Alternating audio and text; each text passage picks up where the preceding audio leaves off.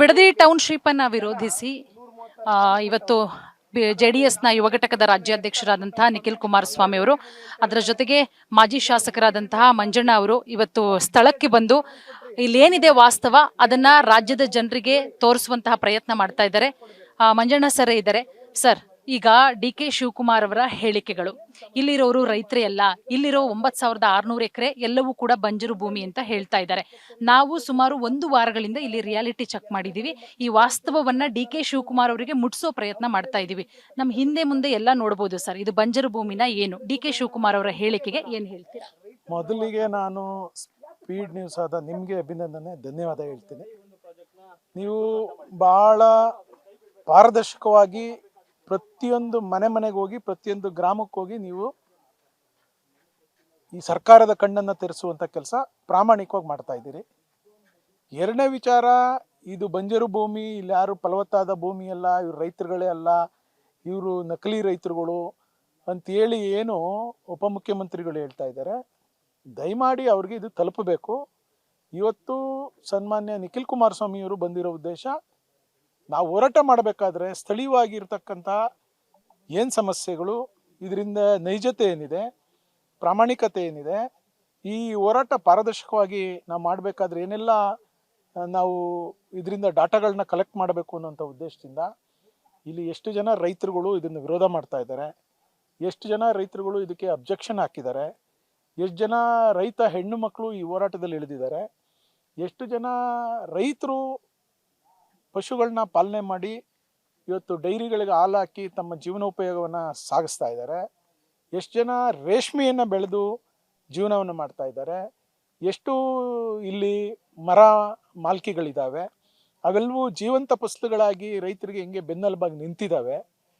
ಹಂಗೆ ಅದ್ರ ಜೊತೆಯಲ್ಲಿ ನೀರಾವರಿ ಯಾವ ರೀತಿ ಇಲ್ಲಿದೆ, ಬೋರ್ಗಳು ಎಷ್ಟಿದ್ದಾವೆ, ಮತ್ತು ಋಷಭಾವತಿ ಮತ್ತು ಸುವರ್ಣಮುಖಿ ಈ ನದಿಗಳ ಮೂಲದಿಂದ ರೈತರುಗಳು ನೀರೆತ್ತಿ ಬೇಸಾಯವನ್ನು ಹೆಂಗೆ ಮಾಡ್ತಾ ಇದ್ದಾರೆ, ಇವೆಲ್ಲವೂ ಕೂಡ ಇಲ್ಲಿ ನಡೆದಿರ್ತಕ್ಕಂಥ ಸತ್ಯ.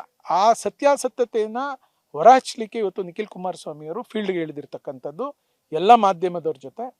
ಇದು ಸರ್ಕಾರಕ್ಕೆ ಮುಟ್ಟಬೇಕು, ಸರ್ಕಾರ ಅಧಿಕಾರಿಗಳಿಗೆ ಮುಟ್ಟಬೇಕು, ಈ ಯೋಜನೆನ ಕೈ ಬಿಡಬೇಕು ಅಂತೇಳಿ ನಮ್ಮ ಹೋರಾಟದ ಹಿನ್ನೆಲೆ.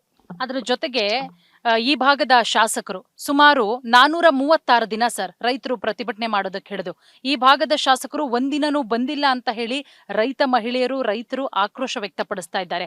ಈ ಭಾಗದ ಶಾಸಕರ ಬಗ್ಗೆ ಏನ್ ಹೇಳ್ತೀರಾ? ನೋಡಿ, ಯಾವುದೇ ಜನಪ್ರತಿನಿಧಿಗೆ ಬದ್ಧತೆ ಇರಬೇಕು.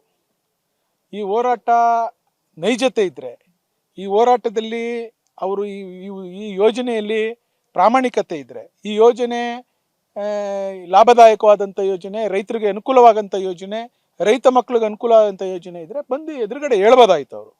ಅವರು 4 ಗೋಡೆಗಳ ಮಧ್ಯದಲ್ಲಿ ಕಿಕ್ ಬ್ಯಾಕ್ಗಳನ್ನು ತೆಗೆದುಕೊಂಡು ಯಾರ್ದೋ ಕಂಪನಿಗಳಿಗೆ ನಾವು ಜಮೀನುಗಳು ಕೊಡ್ತೀವಿ ಅಂತ ವಹಿವಾಟುಗಳನ್ನು MOUಗಳನ್ನು ಮಾಡಿಕೊಂಡು ನಮ್ಮ ರೈತರ ಜೀವನದ ಮೇಲೆ ಅವ್ರು ಆಟ ಆಡ್ತಾ ಇದ್ದಾರಲ್ಲ, ಮುಂದೆ ಅವ್ರಿಗೆ ಈ ಜನ ತಕ್ಕ ಪಾಠ ಕಲಿಸ್ತಾರೆ. ಅವ್ರಿಗೆ ಇಲ್ಲಿ ಬರೋ ಜನದ ಮುಂದೆ ಬರೋಕ್ಕೆ ಶಕ್ತಿನೂ ಇಲ್ಲ, ಅವ್ರಿಗೆ ಆ ತಾಕತ್ತೂ ಇಲ್ಲ, ಆ ತಾಕತ್ತನ್ನು ಪ್ರದರ್ಶನನೂ ಕೂಡ ಮಾಡ್ತಾ ಇಲ್ಲ. ನಾನು ಅವ್ರಿಗೆ ಹೇಳೋದೇನು ಅಂದರೆ, ನೀವು ಇನ್ನು ಈ 2 ಪಂಚಾಯತಿನ ಮರ್ತು ಬಿಡಬೇಕು. ಈ 2 ಪಂಚಾಯತಿ ಜನ ಇಡೀ ತಾಲೂಕಿನ ರೈತರಿಗೆ ಸಂದೇಶ ಕಳಿಸ್ತಾರೆ, ಇವರು ರೈತ ವಿರೋಧಿ ಜನಪ್ರತಿನಿಧಿಗಳು, ಇವರು ನಾಲಾಯಕು, ಇವರು ಶಾಸಕರಾಗಿ ನಮಗೆ ಸೇವೆ ಮಾಡ್ತಾರೆ ಅಂತ ನಾವೆಲ್ಲ ಮುಂದೊಂದು ದಿನ ಭಾವಿಸಿದ್ರೆ ಅದು ನಮ್ಮೆಲ್ಲರ ಭ್ರಮೆ ಅಂತೇಳಿ ತಿಳಿಸ್ಬೇಕಾಯ್ತು. ಸರ್, ನಿನ್ನೆ ಒಂದಷ್ಟು ರೈತ ಮಹಿಳೆಯರನ್ನ ಮಾತಾಡಿಸ್ತೆ ನಾನು. ಆ ಸಂದರ್ಭದಲ್ಲಿ ಅವರು ಹೇಳಿದ್ರು, ಮೇಡಮ್ ಬಾಲಕೃಷ್ಣ ಅವರು ಬಂದಂತ ಸಂದರ್ಭದಲ್ಲಿ ನಮ್ಮ ರಸ್ತೆಲಿ ಒಂದು ಕಾಂಕ್ರೀಟ್ ಹಾಕ್ತಾ ಇದ್ರು. ಆ ಸಂದರ್ಭದಲ್ಲಿ ಒಬ್ರು ಹೇಳ್ತಾರೆ, ಅಧಿಕಾರಿ 20 ಲಕ್ಷ ರೂಪಾಯಿ ಲಂಚ ಕೊಡಬೇಕು ಅವರಿಗೆ ಅಂತ ಹೇಳಿ. ಹೌದು, ತಾಂಡವ ಆಡ್ತಾ ಇದೆ ಇಡೀ ಕ್ಷೇತ್ರದಲ್ಲಿ. 20%, 25%, 30% ಕಮಿಷನ್ ತಾಂಡವ ಆಡ್ತಾ ಇದೆ. ಅವ್ರಿಗೆ ಆ ದುಡ್ಡಿನ ಮದ, ಆ ಕಮಿಷನ್ ಮದ, ಈ ರೈತರ ಜಮೀನು ಹೋದ್ರು ಕೂಡ ನನಗೆ ಕೋಟ್ಯಾಂತರ ರೂಪಾಯಿ ದುಡ್ಡು ಬರುವಂತ ಇದನ್ನ ಯಾಕೆ ನಾನು ತಪ್ಪಿಸ್ಕೊಳ್ಳಿ ಅಂತ ಆ ಮದದಲ್ಲಿ ಅವರು ತೇಲಾಡ್ತಾ ಇದ್ದಾರೆ. ಸರ್, ಇಲ್ಲಿ ಅಧಿಕಾರಿಗಳು ಕೂಡ ಒಂದಷ್ಟು ಜನ ಶಾಮೀಲಾಗಿದ್ದಾರೆ ಅನ್ನೋ ಮಾತುಗಳು ಕೂಡ ಕೇಳಿ ಬರ್ತಾ ಇದೆ ಸರ್.